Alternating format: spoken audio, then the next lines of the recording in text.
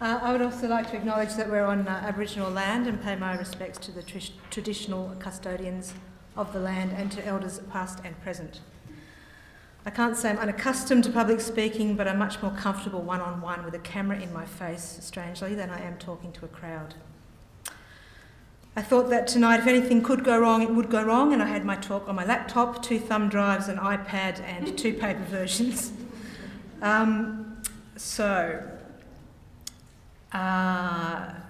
I'll just explain the photos firstly. I didn't want to bore you with figures or graphs or anything like that. These aren't really, they're related to what I'm talking about, but I'm not talking about specific photos. I have a lot of photos on my laptop, and sadly it's very indicative of the way humans treat other animals, that many more thousands of them are photos such as this than of the cuter ones. 10 years ago, if anyone had told me I'd be coordinating anything to do with people and animals, I would have told them they were crazy. If someone had told me I'd be representing a political party and running for the Senate, I would have told them they were absolutely, horribly mistaken.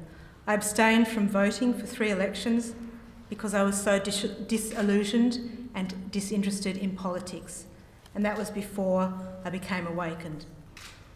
If someone told me I would be an animal rights advocate and a vegan, I probably would have asked, what rights does an animal need, and what is a vegan? 10 years ago, I was a plant breeder in a secure government job, chowing down on chickens, lambs, cows, calves, foie gras, eggs, cheese, yoghurt, milk, and the occasional fish and prawn. I even ate pigs, so somehow I managed to tell everyone around me, including myself, that I didn't actually eat pigs because I just ate bacon. Yeah. It's not that I didn't care, it's not that I wanted to harm animals, I just didn't think about it. I wore leather, I wore wool from mulesed sheep, I had duck-down doonas, and I never checked where my household cleaners or personal care products came from, what they were made out of, or whether they were tested on animals. It's not that I didn't care or that I wanted animals to be tortured in labs, I just never thought about it. I went to zoos. I didn't go to circuses, but that's only because I'm terrified of clowns. I went to aquariums where marine animals were kept in captivity for their entire lives, and some of the mammals were forced to do tricks for human amusement. It's not that I didn't care, or that I thought enslaving and exploiting animals was a good thing, I just never thought about it. And it makes me ashamed now to think that I never thought about it, but I was very, very disconnected. But then something connected me.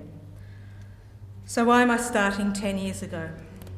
That's when, at the urging of a friend, I attended my very first Stop Live Export event. Up until then, I was oblivious to live animal exports, having come from Sydney and not having spent much time in Fremantle. I discovered that we put live, land-based animals used to open pastures and open skies onto huge ships up to 120,000 at a time, with as little as 0.64 square metres allocated to them depending on their size and weight. And on those ships, they often wallowed in their own piss and shit for weeks on end. We sent them to foreign countries for slaughter, foreign third world countries with no enforceable animal welfare laws, regulations, standards, or even codes of practice. Countries where even human rights were abysmal. Countries where all these animals, with very few exceptions in those days, had their throats cut whilst fully conscious. And the very best they could hope for, after a very arduous journey, was a sharp knife. Now, back in 2003, we weren't sending 2.3 million sheep and 500,000 cattle per year as we currently are, though that's likely to escalate under whichever government comes to power after September 7th.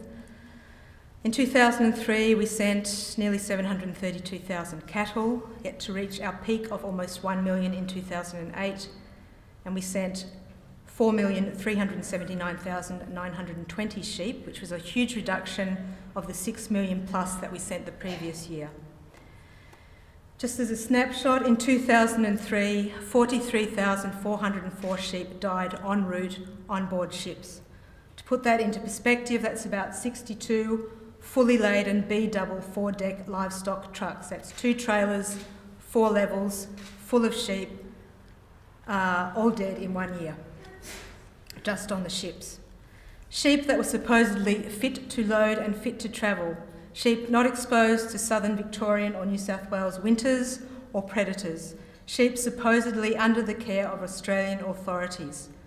And nearly half of those 43,404 sheep died of starvation. They starved to death. This is the mortality rate that year for sheep, but it does not take into account the morbidity rates, which could arguably be 100%. Sheep exposed to seasickness, salt spray blindness, anxiety, trauma, injury and non-fatal diseases and illnesses. As long as they arrived alive, they were counted as not a mortality. Last year, now that the live export industry has cleaned up its act so well, only 19,417 sheep died en route, which means only about 9,000 sheep died of starvation on a ship with food. So back in 2003, I was appalled, of course. I was shocked that Australia would allow its sheep and cattle, the animals on whose backs Australian agriculture and trade had ridden since settlement, to be treated like that. I got involved, I did research, I manned community outreach stalls, I went to demonstrations and I got petitions signed. People, when approached to sign a petition to help end animal cruelty, often said, "No, I can't sign it, I eat meat." In retrospect, that's a really bizarre reaction. It sounded like they thought eating meat was cruel, but they did it anyhow. Anyhow, I would say, no, it's not about eating meat. I love a lamb roast. It's about treating the animals we do eat humanely. Since that time when I first got involved, whilst I was volunteering and then organising, and then on the committee and finally entrusted with this current job, over 37 million sheep, 7.5 million cattle, 140,000 goats, 36,000 buffalo, and an unspecified number of camels and deer have been exported for slaughter, and I haven't saved one animal from with my rhetoric about humane slaughter. My campaigning, my media comments, my letters to editors and politicians, my petition signing, interviews about the cruelty that is inherent in live animal export. I had not saved directly or indirectly one animal. And I know people who have been campaigning for 25 years. But more about me. I continued to eat animals slaughtered in Australia whilst I became more and more involved in campaigning for less cruelty to animals we were exporting for slaughter.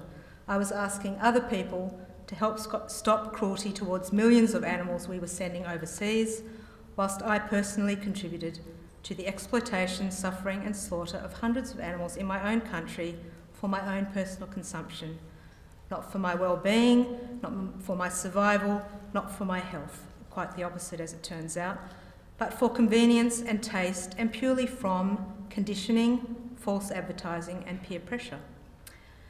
The hypocrisy, when it hit quite hard. Had a bit of a mini breakdown, and I went from what many would call a carnist to a vegan in a fairly short period of time. Firstly, eradicating flesh from my diet, then dairy, when faced with the horror of that industry, and then eggs. Even though I had a supply of cruelty-free backyard eggs from rescued chickens, they still represented to me the misery of one of the most abused animals on the planet, and I just could no longer eat them. It took a bit longer to get through my head the concept of all other animal cruelty involved with the majority of all other non-food items we wear and use every day. Being involved in the single-issue Stop Live Export campaign got me thinking about the suffering of other animals. And any suffering of any animals on a large scale is always, without exception, at the hands of humans. And that thinking, in turn, made me want to make a difference on a personal level. I wanted to be a human who did not inflict suffering on other animals. I not only wanted to campaign to minimise suffering for millions of animals, I wanted to directly end the suffering of those few hundred animals that were farmed, enslaved, exploited and slaughtered for me to eat or for me to consume what they produced. And that in turn made me not want to be responsible for any harm to any animal for any reason if I could possibly avoid it. Now, many detractors will say, what about ants? You tread on ants. What about the mice that are killed in the wheat that's harvested? And to that I say, I am happy to fail by 1 or 2 or 10% when I am standing beside someone who won't even try. And that desire made a direct difference to at least 300 animals so far. It's estimated that going vegan saves about 100 animals a year. And that in turn influenced several friends, and that has probably made a difference to another 900 animals. But still, millions of animals are being exported live from Australia. Kangaroos are being culled by our governments, sharks are being finned in our waters, puppy mills are operating with apparent impunity, and a country that likes to tout itself as a world leader in animal welfare still mules sheep, hot iron brands cattle, dehorns, debeaks, debuds, castrates, docks tails, and cuts teeth, all without anaesthetic. Sow stalls and battery cages are still legal, and fish who have the same capacity for pain as we do are not even recognised as animals. So what could I do? This is my journey. I was vegan. I was living as cruelty-free as possible to live in this world. I was making a difference directly to the lives of animals. What else could I do? Last November in the Stop Live Exports, I got a phone call from the Secretary of the Animal Justice Party, and she wanted to know if we could recommend anyone involved in this campaign who would run for the Federal Senate. I said I'd think about it. I could think of a couple of people. She said, what about you? Long story short, she sent me the relevant documents. I sent back 12 pages of the application process, was accepted by the committee, and now find myself as an endorsed candidate for the Federal Senate for a political party whose vision is a planet on which animals are treated with respect, dignity, compassion and kindness, where they are able to flourish in their respective environments and where their unique needs and capabilities are recognised and their interests are protected. A political party whose principles are: each animal is the experiencing subject of a life. Animals and the natural environment should be respected for their own sake, not merely for their instrumental values. Animals have their own capabilities which they should be free to realise. Human interactions with all animals should be based on respect and compassion. Humans have the responsibility to avoid harm to animals and the environment through their lifestyles, diets and practices. Can we make a difference? Yes.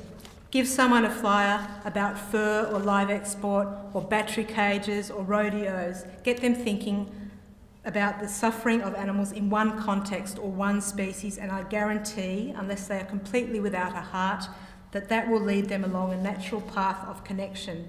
You cannot open your eyes to one atrocity without opening your heart to all of them. I am living proof. For me personally, what started as a campaign against how other people were treating millions of animals turned into a personal judgment of myself and how I was supporting and complicit in the cruelty, exploitation, pain and suffering of all the animals I ate and wore and paid money to see. So I have come to realise that yes, other animals are here with us and not for us. And I just want to finish with 2 favourite quotes because I haven't used any yet. Melanie Joy, author of Why We Love Dogs, Eat Pigs and Wear Cows, recently toured Australia, everywhere but Perth, unfortunately. And she said, virtually every atrocity in the history of humankind was enabled by a populace that turned away from a reality that seemed too painful to face. While virtually every revolution for peace and justice has been made possible by a group of people who chose to bear witness and demanded that others bear witness as well. I know Robert F. Kennedy wasn't thinking about the injustices to non-human animals when he said this, but this fits perfectly with my beliefs about where we are headed in regard to the care and consideration we must show towards other animals. Let no one be discouraged by the belief that there is nothing one person can do against the enormous array of the world's ills, misery, ignorance and violence. Few will have the greatness to bend history, but each of us can work to change a small portion of events. and in the total of all those acts will be written the history of a generation. Now, I don't know if it will be my generation or our generation that rids the world of the violence and injustices perpetrated against the other animals we share this planet with. I somehow doubt it. But I hope we can at least set it up, lay the groundwork for the next generation to succeed in doing what we, the Animal Justice Party, we, all my compassionate friends, and I so desperately desire for all our fellow earthlings. Thank you.